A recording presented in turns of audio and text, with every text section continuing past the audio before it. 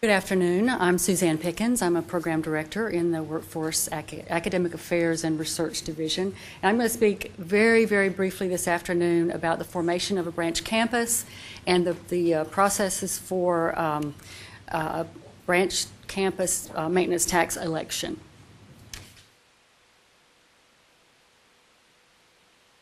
By way of background, both of these activities do require coordinating board approval. And the slide shows the section of the Education Code that gives the coordinating board the authority in these areas. Approval processes are detailed in the coordinating board rules as well in Chapter 8, subchapters D and E. The branch campus formation approval process starts with a letter of application submitted to the Commissioner of Higher Education by the Community College District. The subsequent self-study completed by the district is evaluated by a review team during a site visit. Based on the evaluation, the coordinating board staff submit a recommendation to the commissioner to either approve or not approve. Board action is required, and if the board approves, then the designation of branch campus can be used from that point forward. The branch campus maintenance tax election process begins with the formation of a local steering committee.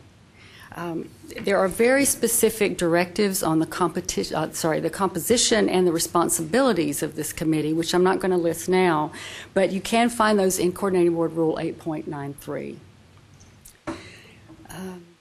The next steps in the process are a joint letter of intent submitted to the Commissioner of Higher Education from the steering committee and the district, and a feasibility study conducted by the steering committee and also submitted to the commissioner. In some cases, a petition is necessary, and this is required when there's a population in the county of more than 150,000 people. The petition has to include at least the proposed tax maintenance limits. It must be signed by no less than 5% of the local electorate and must be certified by the appropriate governing body.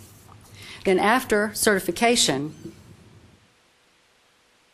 the petition is submitted to the commissioner, and the petition and the feasibility study are evaluated.